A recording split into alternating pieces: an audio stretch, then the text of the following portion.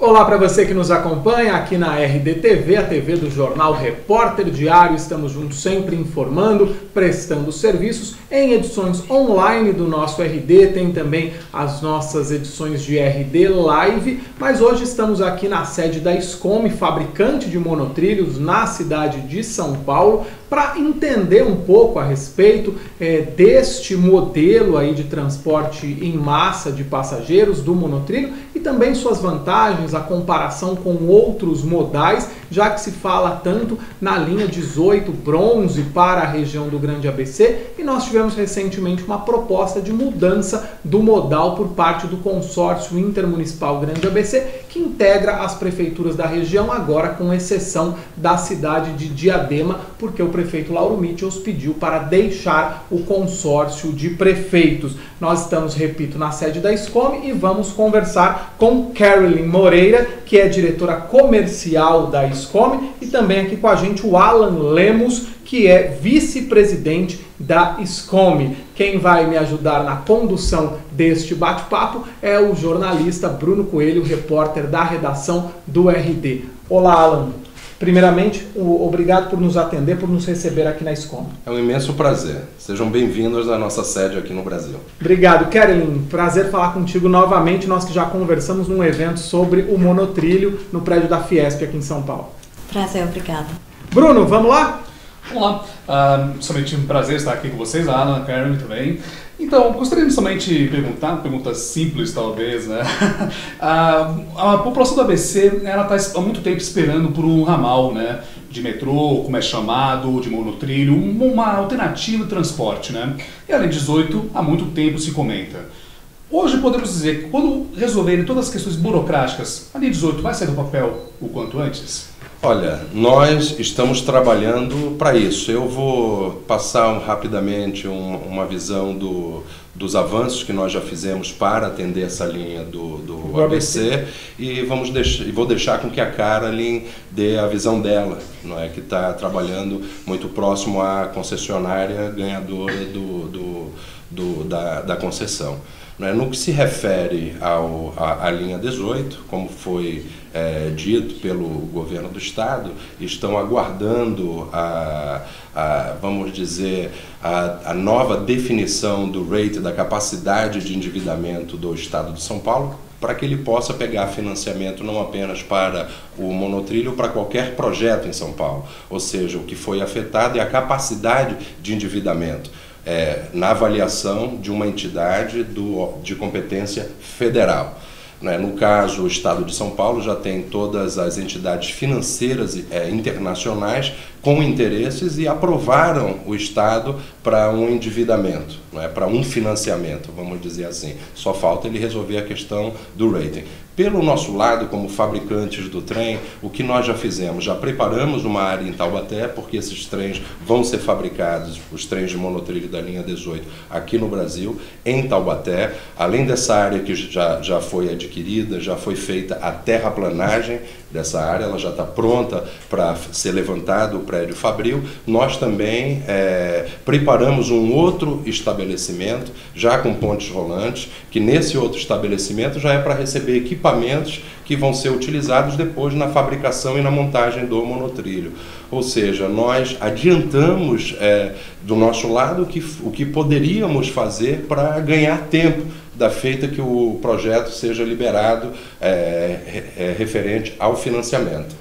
É bom deixar claro aí também para a nossa audiência que a Scome ela é responsável pela fabricação, como eu disse, de monotrilhos e então a construção do monotrilho não só da linha 18 bronze da nossa região do Grande ABC, mas também da linha 17 ouro na cidade de São Paulo. E tem uma expertise em outros países do mundo, Europa, Ásia, a gente pode falar da Malásia, Kuala Lumpur. Malásia é a sede da empresa. E antes de passar a palavra para a Carolyn, também para esclarecer um pouco sobre os benefícios de cada modal, enfim, as vantagens que o monotrilho teria sobre outros sistemas, falou-se aqui de burocracia. A burocracia brasileira que vocês têm experimentado agora, ela é algo diferente do que vocês já puderam perceber em outras partes do mundo? É algo que de fato trava muito ações que beneficiariam a população? Porque a gente vê também, eu já tive a oportunidade de colocar aqui na TV, em outras entrevistas, a gente vê muito, não só a burocracia, mas a gente também vê muitas competições político-partidárias e o cidadão vai sendo deixado de lado. Queria que você comentasse um pouco, Alan.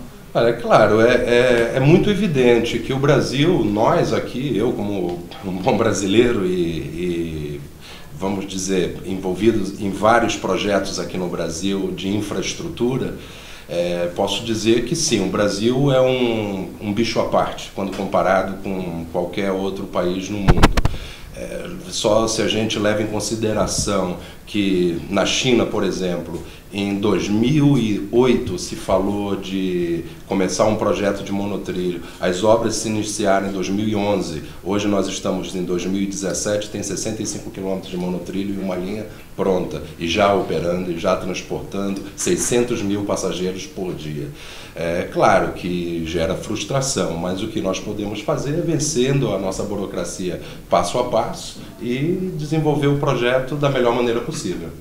Kerlin, falei das vantagens. Monotrilho, BRT, VLT, muitas vezes as pessoas confundem as coisas, né? Para muitos tudo é metrô, tudo é a mesma coisa. Eu queria que você falasse um pouco, eu sei que é bem a tua área aí de atuação, o teu conhecimento. Qual é a vantagem do monotrilho sobre um BRT que foi proposto agora para a região do ABC e por que, na tua visão, o monotrilho é mais adequado para aquela região do que um BRT?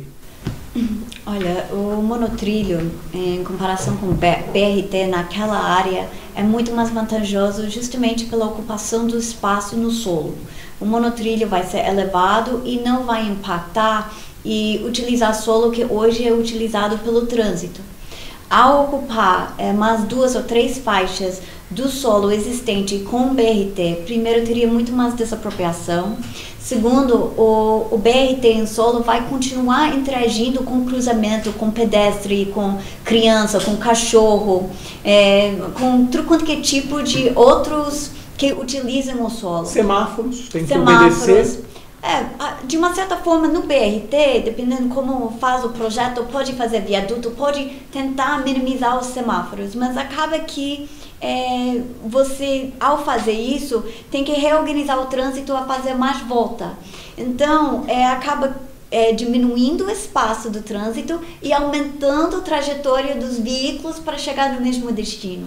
Então, isso, na verdade, criaria não somente o custo dessa apropriação, mas também o custo de produtividade dos outros usuários do sistema, né? Que os outros usuários do espaço que não são usuários do sistema. E o monotrilho, inclusive, ele foi colocado ali para o ABC como uma vantagem por conta até da agilidade na construção, guardadas aí as questões hoje burocráticas que travam o projeto, mas também por conta do menor número de desapropriações, o menor impacto, né? Isso foi colocado na época. Sim, o monotrilho, não somente, na hora da construção, o monotrilho é mais rápido do que um sistema subterrâneo.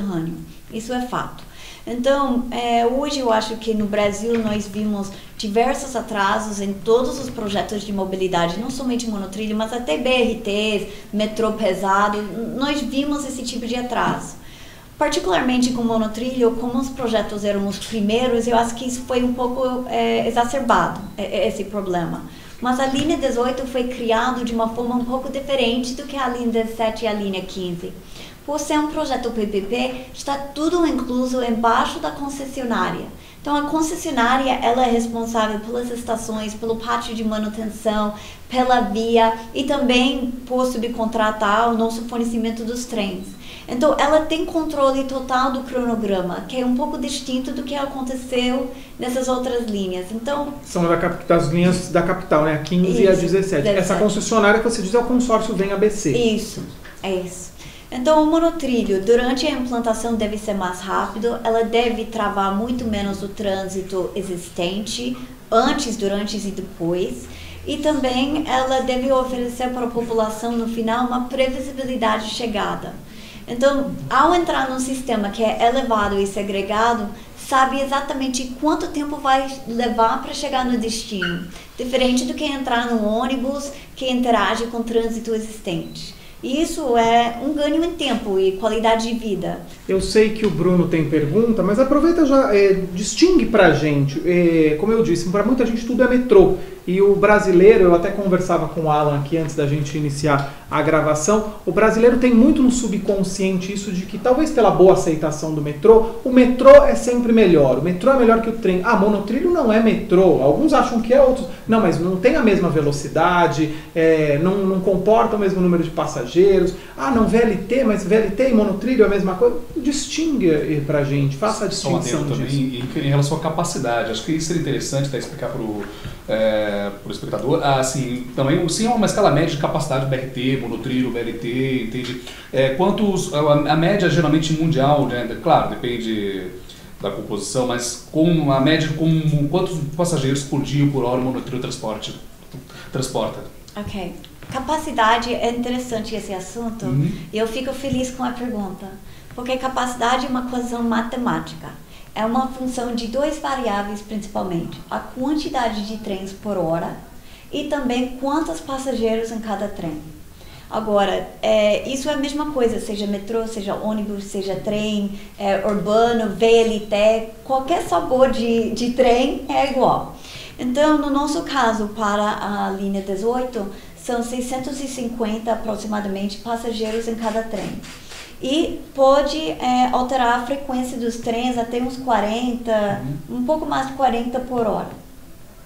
Monotrilho é igual a um trem de metrô.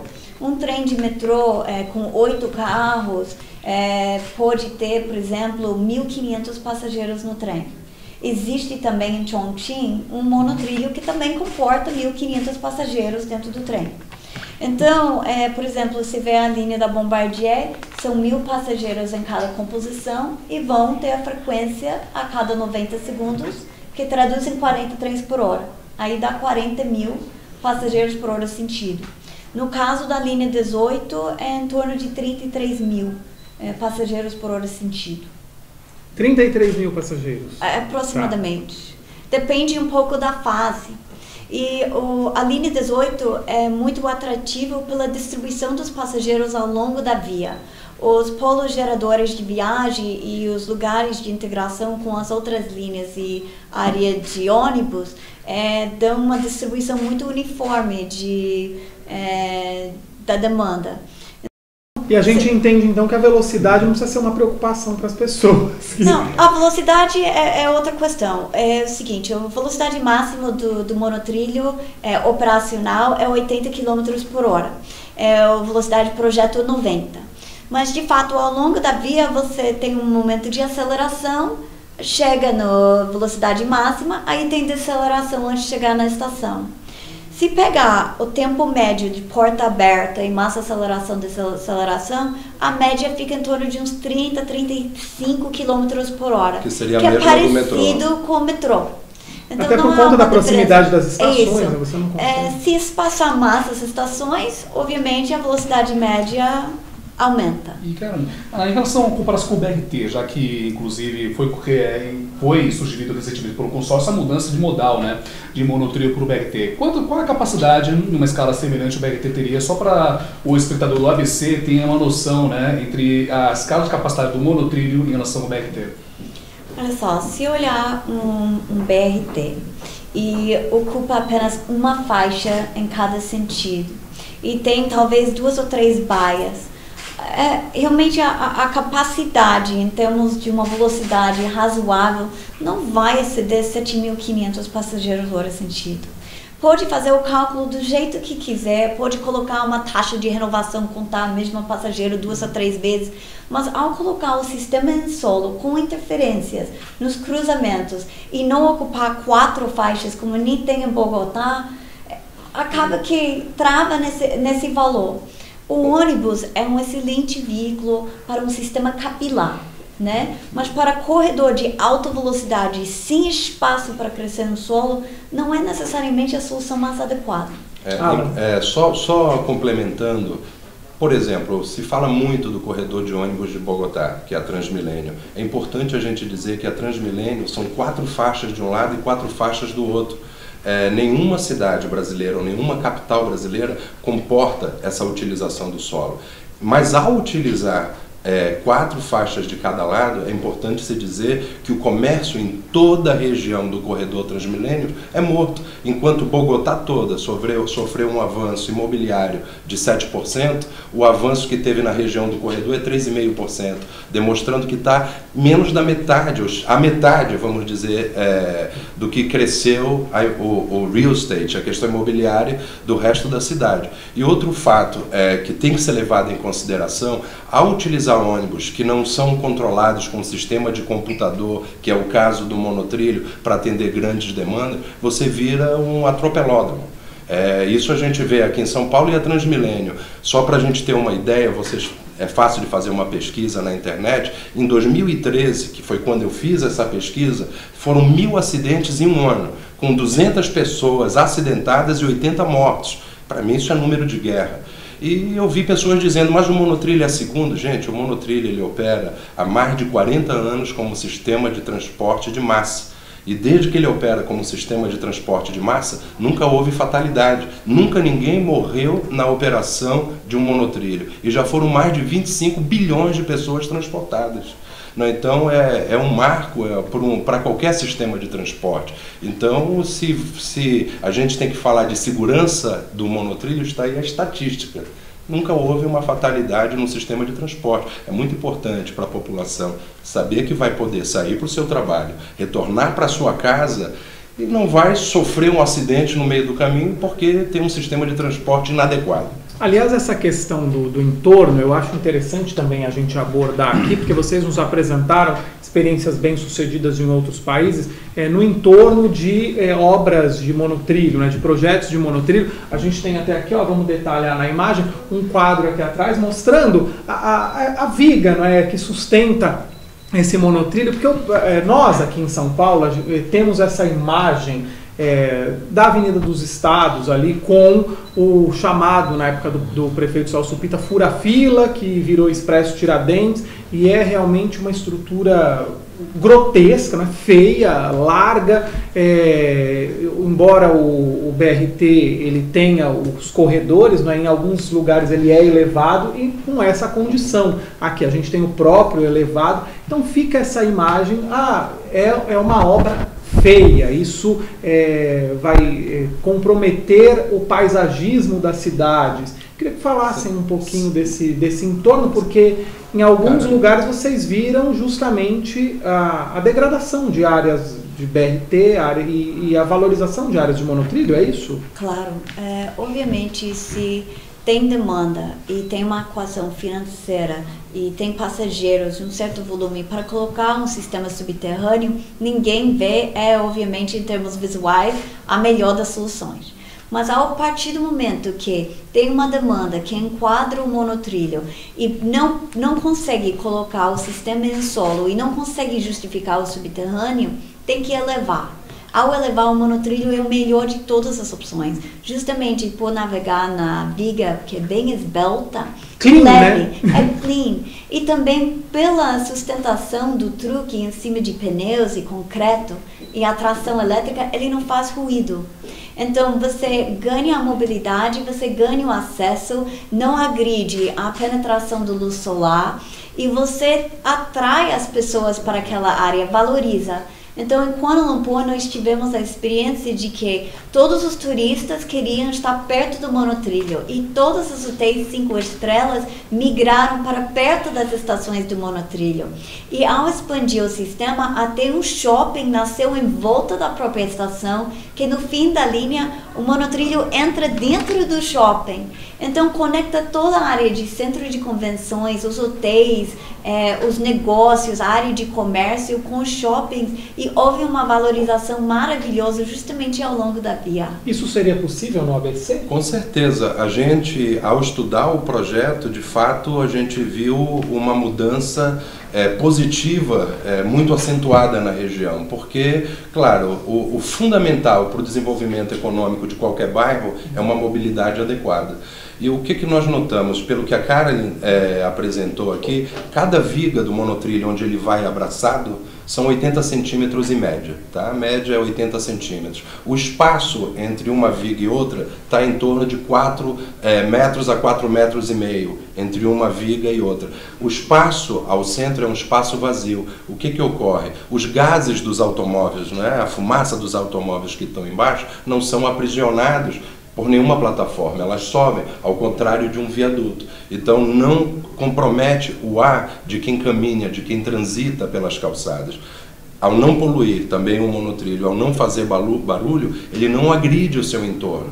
Ele é um sistema de transporte muito amigável. E, de novo, a gente achar que um sistema com um trem moderno, elevado, que não polui, que não faz barulho, é um impacto visual. Então, o que é os nossos engarrafamentos? Um carro atrás do outro, um ônibus atrás do outro jogando fumaça. Por isso que eu acho que é uma questão de mudança de paradigma. O que de fato é um impacto visual. E os nossos cabos elétricos jogados por toda a cidade, e os nossos rios, Pinheiros, Tietê e outros poluídos, uma vala a céu aberto, isso é um impacto visual. Não um trem moderno, silencioso e seguro que vai dar previsibilidade para a população ir e voltar para onde quer que queira. Outro aspecto também, os usuários da CPTM e do metrô, eles vêm enfrentando ao longo deste ano vários problemas técnicos de composições que param de funcionar, e o monotrilho tem uma peculiaridade, né, em relação a isso, porque cada carro tem o seu próprio motor, o que, em teoria, reduz o índice de problemas técnicos. Ou seja, se um carro tem um problema, os outros carros podem corresponder e puxar o resto da composição, né? Então, podemos dizer que com o monotrilho, o índice de problemas técnicos e de paralisação do sistema vai ser consideravelmente menor? Se a gente analisa todas, eu vou passar para a Carolyn, que é uma área muito dela, mas se a gente analisa as principais linhas de monotrilho em massa no mundo, de Kuala Lumpur, do Japão, da China, da Singapura, da Coreia do Sul, a gente vê o índice de previsibilidade, que você pode contar com um sistema de 99,8%. É um dos mais elevados índices de previsibilidade que você pode contar com o sistema. É um sistema que ele não para na chuva, ele não tem interferência com enchentes, ele não tem interferência de ter que diminuir por descarrilhamento, porque ele vai abraçado numa viga. Então, por isso que a gente não vê monotrilho descarrilhando, o monotrilho não bate um com o outro, porque ele tem um sistema de segurança, de proteção. Então, essa segurança toda dá previsibilidade a ele, e a gente vai ter a certeza que nessas tempestades que nós temos aqui na região metropolitana de São Paulo, não vamos ter trens parados por questões de chuva. Isso não mais. O monotrilho é a prova de chuva, sim. Aliás, a Carolyn comentou, não é, que eu lembro bem desse comentário, que a viga para projetos de engenharia são considerados aí uma parte da construção. E para vocês que lidam no dia a dia com o monotrilho, a viga é como se fosse a parte do trem, né, do próprio trem. O fabricante do trem geralmente tem um pouco de ciúme da viga, porque é o único sistema que tem 3 superfícies de rolamento. Então, o trem normalmente tem uma superfície de rolamento, o ônibus também, mas o monotrilho abraça a viga, e aí nós temos tolerâncias bem estritas, e olhamos a viga como parte do trem. Agora, o sistema de tração, por ser pneu com concreto, dá um coeficiente de atrito maior e, portanto, na chuva não há problema. Agora, só para falar rapidinho e complementar aqui, um sistema de transporte, ele é definido, a disponibilidade, por um conjunto de coisas. Então, se vê hoje em São Paulo, tem a linha 4 com uma disponibilidade maravilhosa. E isso é por via de força contratual. Então, o governo do estado foi muito feliz no jeito que desenhou isso, porque garante para o usuário uma disponibilidade boa do sistema de trem. E a mesma coisa nós estamos vendo aqui na publicação da linha 17, linha 5, que é uma concessão que está sendo discutido, que há essa preocupação com a disponibilidade, a previsibilidade do sistema. Eu queria só voltar naquela questão que a gente falava, né, que eu até dei o exemplo do Expresso Tiradentes, do paisagismo, e trazer ali para o ABC, que tem uma questão que era para já ter colocado aqui com vocês, acabou passando, não coloquei, e só para efeito aí de informação, não é da mesma fabricação aqui, não é da Escome, mas a gente tem a linha 15 ali na Anhanha Melo, que ela é o prosseguimento do que seria o projeto do Expresso Tiradentes. Acabou se optando pela troca, não é, do BRT pelo monotrilho.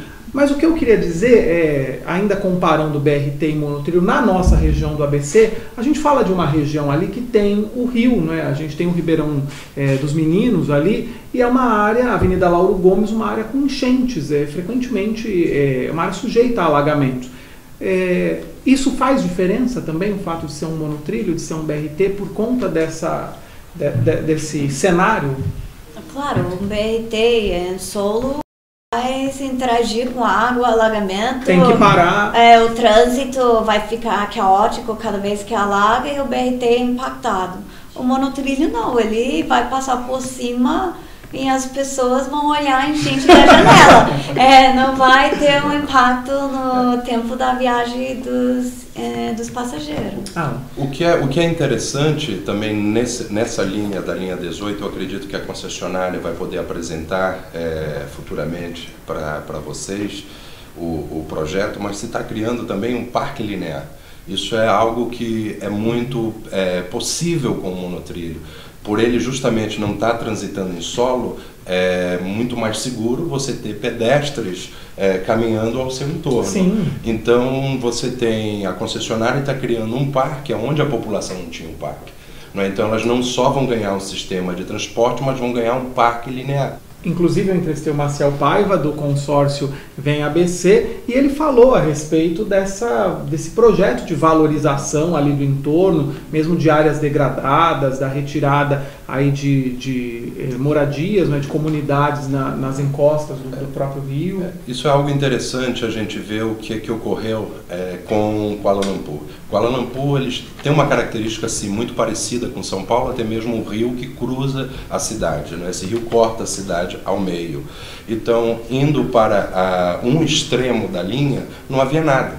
A gente se chegava num lugar que era um brejo, um lugar alagado, eram os piscinões que se formavam aí, só que como o monotrilho chegava até esse lugar, se desenvolveu uma grande estação de transbordo e se integrou com um trem de alta velocidade que chega do aeroporto e com outros trens urbanos. O que ocorreu nessa região? É onde a Carolyn disse que se desenvolveu esse shopping center em volta dessa estação. E em volta desse shopping center, 5 hotéis, 5 estrelas só nessa região. Então se desenvolveu uma região que não tinha nada. Então ele foi um fomentador de desenvolvimento. Por quê? Pelo fácil acesso que você tinha até aquela extremidade, que antes ela tinha tudo para crescer, mas era muito difícil de se chegar até ela. Então, graças ao monotrilho, se desenvolveu um bairro novo em Kuala Lumpur, não é que a gente vê muita semelhança com a região ali do entorno do traçado no ABC.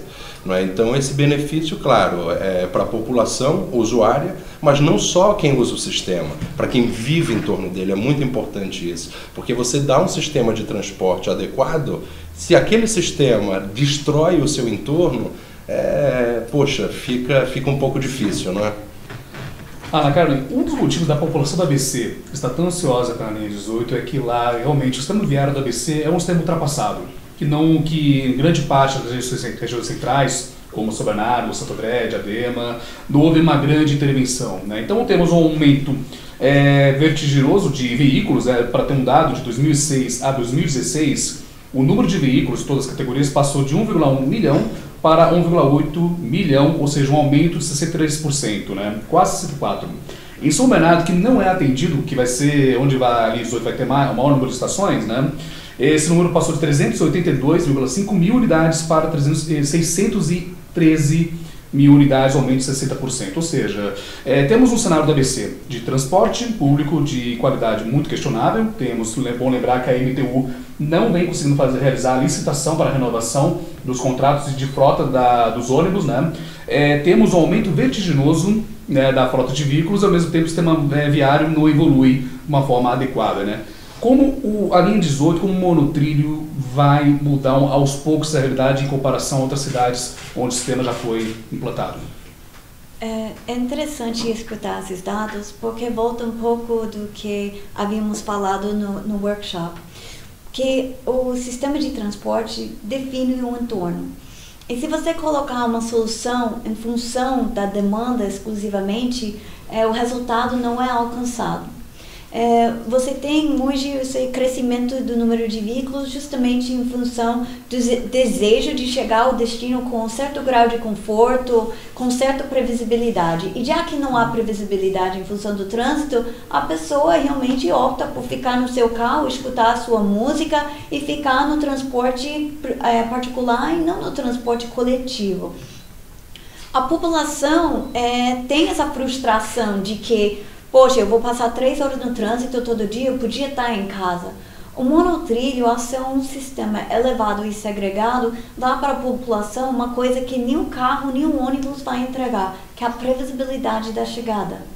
Então, quando a gente olha e opta hoje, poxa, eu tenho que transportar as pessoas, isso é demanda e o objetivo do curto prazo. Preciso levar 30, 40 mil pessoas do ponto A ao ponto B.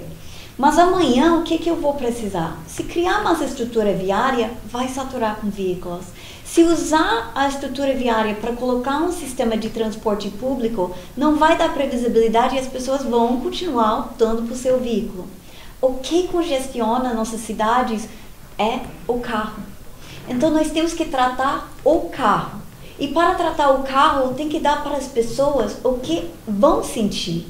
Só falar para a população, vai ter um custo de produtividade em São Paulo de não sei quantos bilhões. Ou, vai ter uma poluição assim. O indivíduo não entende isso. O indivíduo entende, eu vou chegar no trabalho em 20 minutos todo dia. Eu vou chegar em casa em 20 minutos todo dia. Eu posso levar meu filho para jogo de futebol, eu posso ir fazer um curso. Então, é isso que o monotrilho proporciona. O que também foi notado em algumas regiões onde se implantou o sistema é a conectividade que ele tem com estacionamentos. E é ideal você colocar estacionamentos conectados às estações, porque você vê um grande fomentador de você deixar o seu carro de fato, para utilizar o sistema. Então, mesmo que o monotrilho, por exemplo, em Kuala Lumpur ou em Chongqing, na China, que eu tive a oportunidade de andar neles, o sistema ele tem um horário de pico de carregamento muito equivalente aos carregamentos de São Paulo. O trem abre, as pessoas entram, fica abarrotado de gente, como qualquer sistema de transporte numa mega cidade, como é São Paulo, como é Kuala Lumpur, e Chongqing, de 39 milhões de habitantes, vocês imaginam. Só o que nós vimos, que é um fato que é inédito para um sistema de transporte, é a população fora do horário de pico utilizar o sistema de fato para se locomover. E você tem um aproveitamento da linha durante todo o horário de funcionamento dela. Então não importa que eu chegue na linha 11 da manhã, que não é de fato o horário de pico, mas ela está carregada. Executivos, turistas, pessoas indo de compra no shopping center. Então não são as pessoas, os trabalhadores e nós que fomos abrir as nossas lojas lá, fomos mais cedo. E depois chegaram os compradores. O público em geral ele utiliza o sistema. Por quê? Pela previsibilidade. Essa previsibilidade é o que o usuário do carro também procura. Então, de fato, a gente tem que trabalhar no sistema de transporte não só para quem não tem carro. É para quem não tem carro e para quem tem carro. Porque eu acho que um país desenvolvido, você deixa de fato o seu carro em casa e usa o sistema de transporte público, não porque você é forçado a usar, é porque ele é bom para você usar, porque ele funciona, porque ele é seguro, porque você sabe a hora que você vai chegar e a hora que você vai retornar. E os poucos que ficarem com o carro têm também a previsibilidade, porque não vão ser tão impactados com o trânsito. A gente sabe que crise econômica pesa, crise política, isso que a gente vive hoje no Brasil, essa problemática social, mas sabe também da importância, quando tu tiver de fato ordenado nos eixos, se pensar cada vez mais nas alternativas ao carro, não é? E o transporte sobre trilhos aí é uma realidade total. Eu queria só sair um pouquinho dessa questão de vantagens e desvantagens e falar um pouco da SCOME, não é? Porque você no começo da conversa falou que já está estruturado também o Parque Fabril, né? Já há área ali para o Parque Fabril na cidade de Taubaté, no interior de São Paulo, Vale do Paraíba. E a fábrica propriamente dita, ela vai ser construída após só para a gente entender, após o processo de destravar aí a questão burocrática do Estado de São Paulo seguir adiante. Como é que vai ser a história, como vai se dar a história da Escome aqui no Brasil? Perfeito. O que nós estamos implantando em Taubaté é um complexo industrial. É uma unidade. As obras já começaram. Elas começam a partir da preparação da área, a partir da preparação da terraplanagem, do local, da preparação para começar a construção. Mas nós também preparamos uma área de montagem, porque os trens da linha 17, que é uma linha também que é sobre nossa responsabilidade a fabricação dos trens de monotrilho, 8 trens serão fabricados lá na Malásia. Nessa fábrica, eu não sei se aparece na imagem, que está aqui atrás. Tá? A gente mostra aí. 6 trens de 5 carros da linha 17 vão ser fabricados aqui no Brasil. A estrutura caixa já foi fabricada aqui no Brasil, numa unidade do Rio de Janeiro, que nós transferimos essa unidade do Rio de Janeiro agora para São Paulo, para Taubaté. Então, nessa estrutura de Taubaté, nós já vamos utilizar para receber componentes dos trens também da linha 18. Só que a planta de fabricação, onde vamos fazer a estrutura da caixa do trem para a linha 18, nós precisamos dessa planta pronta depois de 1 ano da oficialização do contrato. Então, que nós vamos ter isso pronto em 6 meses, 6 meses antes, ou seja, a gente está dentro do cronograma e nós nos adiantamos para, quando seja liberada a questão de financiamento do Estado de São Paulo, a gente tenha ganho tempo, em vez de ter perdido tempo. Sim, a partir da seleção desse contrato começam as produções do... Primeiro começa a implantação da unidade Taubaté, né, que vai produzir em 18, e a partir daí as composições, né? Exatamente, mas isso não me impede de já ir comprando os equipamentos que eu vou necessitar, porque eu já tenho uma planta lá. Eu vou usar a mesma planta que eu estou usando para a linha 17. Só que a gente tem que deixar registrado aqui que essa fábrica da linha 18 da Escome no Brasil vai ser uma das maiores fábricas de monotrilho do mundo. Não apenas a maior fábrica de monotrilho da Escome, é a maior fábrica de monotrilho do mundo. A gente pretende transformar o Brasil na sede de monotrilho da Escome para a região das Américas. Esse é um ponto também. Desculpa, Bruno, posso falar? Esse é um ponto também, porque vai ser, de certa forma, uma porta de entrada na América Latina, né? Exatamente. Outras prefeituras aqui do Brasil ou da América Latina já procuraram a Escome interessados em projetos? Com certeza. Nós fomos procurados por países como República Dominicana, como Equador, como Peru, como a própria Colômbia. A Colômbia procurou não só a Escome, outros fabricantes de monotrilho, para olhar alternativas justamente para o traçado do BRT Transmilênio, numa avenida que eles chamam de 7 de setembro deles. É uma avenida que está intransitável. Então eles consideraram o metrô, mas viram pelos custos não comportava dentro do orçamento que o município tinha. Então estão passando a estudar monotrilho agora para resolver o problema do corredor de ônibus deles lá. Eu ia perguntar justamente isso, da expansão para outras cidades, enfim, se seria já além da cidade de São Paulo, além do projeto do ABC, já havia aí outras prefeituras em vista. Eu acho que é importante também, só para esclarecer, quantos, para ficar bem claro aqui, quantos trens vão circular no ABC? São 27 trens no contrato e mais 5 ao longo dos próximos anos, logo depois do início. Então, total 32. E a gente esperando aí que esse início... E quando a gente ouve, assim, vai conversando, vai se envolvendo com o assunto, torcendo cada vez mais que esse início seja o mais breve. Eu acho, assim, que é importante a gente deixar registrado que não temos dúvida que o impacto positivo do monotrilho na região vai ser perpétuo. Não é? É uma obra que deixa os seus benefícios para os próximos 100, 200 anos. Não é uma obra que daqui a 40 ou daqui a 10 anos ela está saturada.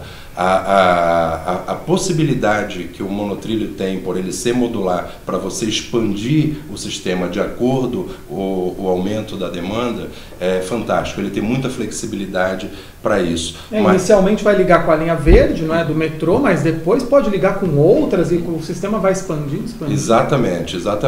A importância para o ABC é de fato conectar a região do ABC na malha ferroviária da Grande São Paulo. Então o impacto vai ser muito positivo para a região. Sobretudo, como colocou o Bruno aí, São Bernardo, né, que é uma cidade que não é atendida, das cidades onde o monotrilho vai passar, não é atendida por trem, não é atendida, enfim. Com certeza. E um outro ponto importante de se registrar é monotrilho como sistema de transporte em massa. Todas as linhas que foram implantadas no mundo, nenhuma foi desativada. Pelo contrário, elas foram expandidas. Nós vimos aí na imprensa uma informação que veio meio desencontrada, que linhas do monotrilho foram desmontadas linhas de monotrilho na Austrália. A Austrália não tinha uma linha de monotrilho de transporte em massa. Eles usavam a filosofia de carregamento do monotrilho, que seria o quê? Uma viga, só que a viga que eles utilizavam lá é uma viga de aço, e um trenzinho pequeno abraçado naquela viga. É o princípio do monotrilho. Aquela região lá cresceu e eles desmontaram um sistema, mas um sistema de transporte que usava a filosofia, não era um monotrilho de transporte em massa.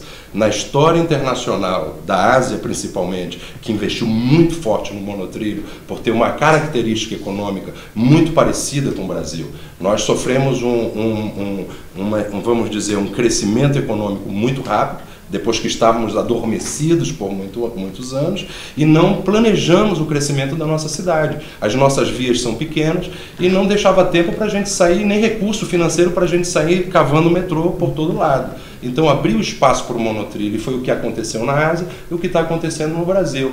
E é um sistema, de novo, previsível, seguro e que atrai o usuário. Não só o usuário que precisa mesmo do transporte, mas o usuário do carro acaba migrando para o monotrilho. Mais alguma questão, Bruno? Não, nenhuma. Podemos finalizar? Então, assim, eu quero agradecer essa receptividade aqui dos representantes da SCOME, que é a empresa contratada para fabricar os trens do monotrilho da linha 18 Bronze, que vai atender a nossa região do ABC, e também da linha 17 Ouro, na cidade de São Paulo. Carolyn Moreira, que é diretora comercial da SCOME, também o Alan Lemos, que é vice-presidente da SCOME, e a gente torce a partir de agora, não é, ouvindo tudo isso, para que o projeto destrave e que as obras tenham início, porque a região do ABC precisa, de fato, dessa interligação cada vez mais ágil, mais eficiente com a cidade de São Paulo. Enfim, toda a região metropolitana precisa dessa integração, e que as questões político-partidárias sejam deixadas um pouco de lado. A gente que está cansado também no ABC de ouvir só o discurso, né,